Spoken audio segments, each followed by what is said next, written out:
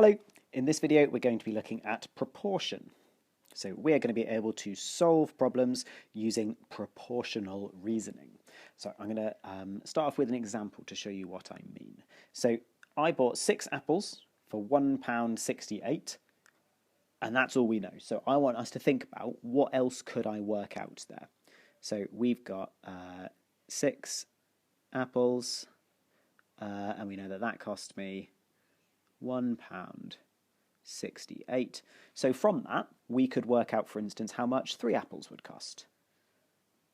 Because 3 apples is obviously half as much as 6 apples, so it's going to cost me half as much. So we could do, well, what is half of £1.68? It's 84 pence. 84 pence. And that is an example of proportional reasoning. We're using the fact that these are in proportion. If 6 apples cost me £1.68, 3 apples, half as much, is going to cost me half as much. Since we know what 3 apples will cost, we could probably work out what 1 apple will cost. 1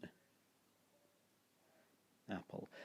Let's just look at, let's be a bit more specific with how we've done this. So I've halved this, haven't I? And the reason I knew we had to halve it was because I've got half the number of apples. Instead of 6 apples, I've only got 3 apples. So let's say if I'm going to go from 3 apples down to 1 apple, that means I've got to divide by 3, right? Because 3 divided by 3 is 1. So if we do 84 pence divided by 3 as well, then we're going to get 28. 28 pence. So 1 apple is costing me 28 pence, 3 apples are costing me 84 pence. And now that we've got all the way down to 1 apple, I could go, I could start going back up again, couldn't I? I could say, well, how much are 10 apples? 10 apples. And if I know that 1 apple is 28 pence, then if I want to find 10 apples, I'm multiplying that by 10, aren't I? So I'd do the same on this side. I'd multiply it by 10. And what is 28 pence multiplied by 10? Well, it's £2.80, isn't it? £2.80. And again, I could put on another step. Now that I know how many 10 apples will cost me, I could work out, 5 apples, for instance. 5 apples. How much is 5 apples going to cost me? Well, 10 apples is £2.80. 5 apples is half as much, so I'm dividing by 2. I'm going to halve it. Divide by 2. We're going to do the same on this side. I have to write on my apple. Sorry, apple. And half of £2.80 is £1.40. And we could carry on. We could work out a whole bunch of different amounts just from this one fact. But what we're doing here is proportional reasoning. So if I halve one side, I need to halve the other side. If I multiply one side by 10, I need to multiply the other side by 10. That's the sort of rules and logic that we're going to be using for these questions. Okay, let's look at a more sort of specific one. So this one says a 2 kilogram bag of flour costs 96 pence. How much is 1 kilogram? So let's start off with what we know. We know that 2 kilograms of flour is going to cost us 96 pence. And what we want is how much is 1 kilogram of flour going to cost us? 1 kilogram. Well, to get from 2 kilograms down to 1 kilogram, we have to halve it, don't we? We've got to divide by 2. Divide by 2. So if I'm dividing by 2 on this side, I better divide by 2 on this side as well. And what is half of 96 pence? It is 48 pence. Is it? Yes, it is. 48 pence. There we go. So that's the answer to my question, right? How much is 1 kilogram of flour? It's 48 pence. Let's look at another. A 500 milliliter bottle of milk costs 52 pence. How much is 1 litre?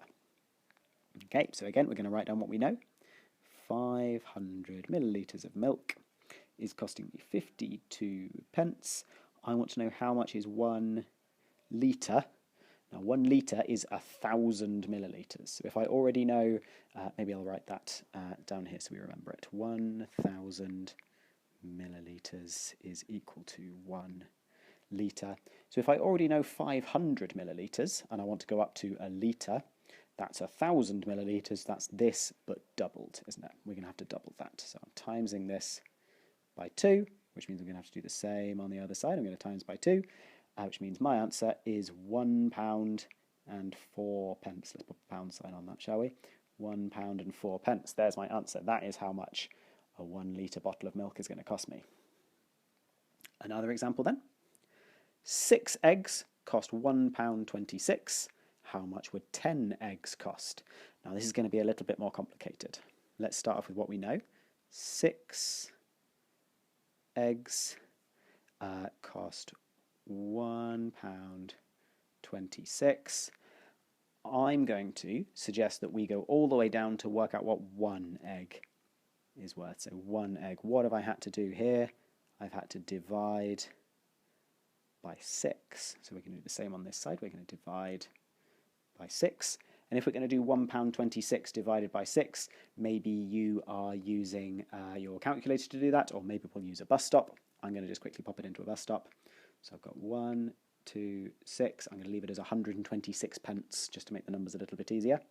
And I need to divide that by 6. So we say how many 6s go into 1? None of them, so that 1 carries across. We say how many 6s go into 12? 2 of them.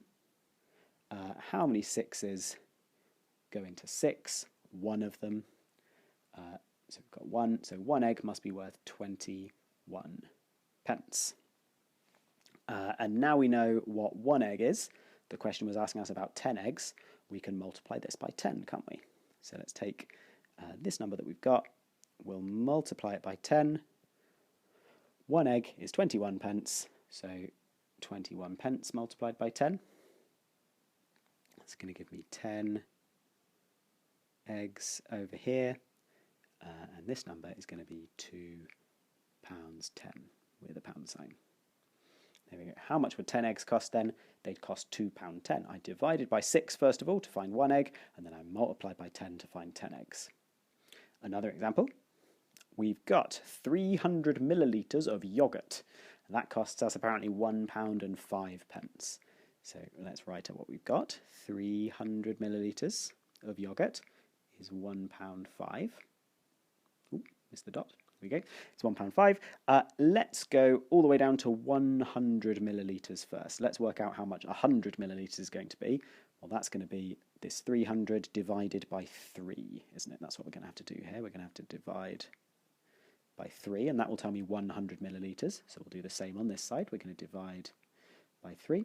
And at this point, again, maybe you're reaching for your calculator. Maybe you're going for a bus stop.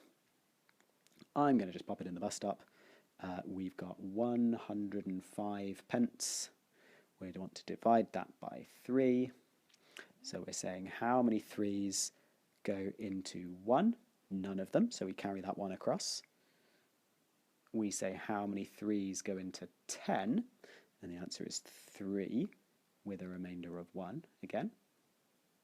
And then we say how many 3s go into 15, and the answer is 5.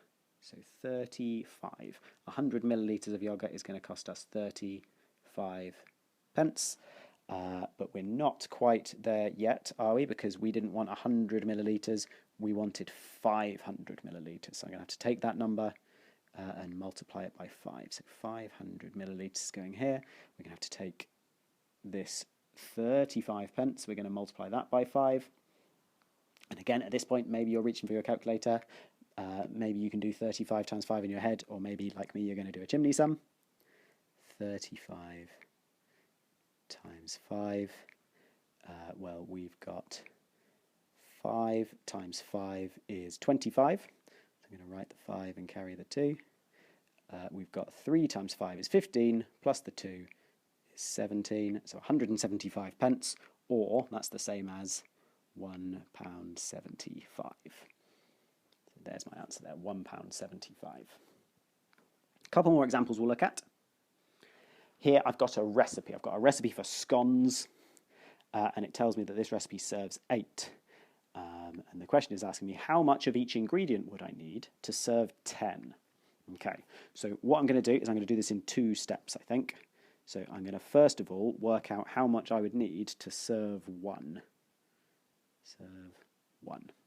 So this serves 8. So I've got enough flour and butter and sugar and milk to make 8 scones. I want to serve 1, so I'm going to take all of these numbers and I'm going to divide them by 8. Yeah? So I'm going to take all of these and I'm going to divide them all by 8.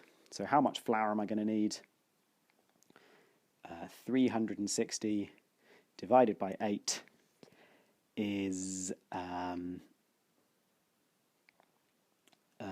going to be 45.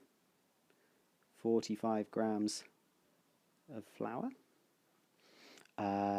80 grams of butter divided by 8, that's going to be 10 grams of butter.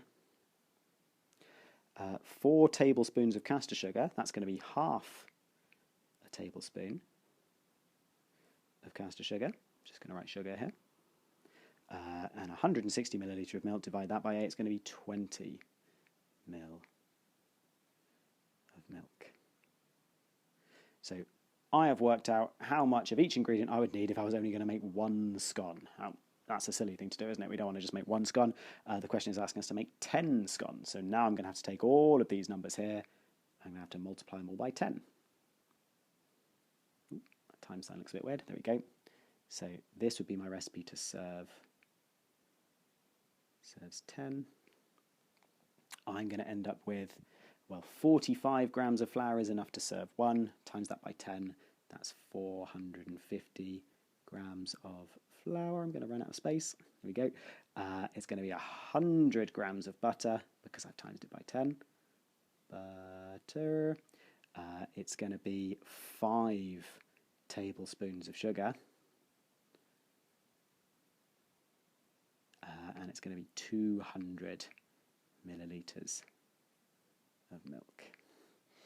Okay, there we go. So a little bit squeezed in at the edge there, but my answers are that if this recipe will serve 8, this recipe here will serve 10. 450 grams of flour, 100 grams of butter, 5 tablespoons of sugar, and 200 milliliters of milk. Final question we'll look at. 5 tins of food will feed my cats for 4 days. How many tins would they need for a week? So we're going to go back to the way I was setting it up before. I've got 5 tins, and that's lasting us for 4 days. I want to know how much for a week. So a week is obviously 7 days. Let's not write that there. That's what I'm aiming for, right? 7 days. How am I going to get to this 7 days? Well, probably let's go via 1 day. That sounds like a sensible thing to do. So how am I going to get from 4 days down to 1 day? We're going to have to divide by 4. So how many tins am I going to need for 1 day? We'll divide by 4 to find out. At this point, I know that we're not going to end up with a nice whole number because 5 divided by 4 is not going to give me a nice whole number. So for some of these questions, it's going to be useful to grab a calculator, and I think this is one of them. So 5 divided by 4 is 1.25 tins, or 1 1/4 tins. Now, the question wanted to know for 7 days, right? So if I've worked out 1 day, if I multiply that amount by 7, that'll tell me how many tins I need for 7 days. So we've got 1 1/4, or 1.25. We're going to multiply that by 7, and that is going to be 5.75 tins.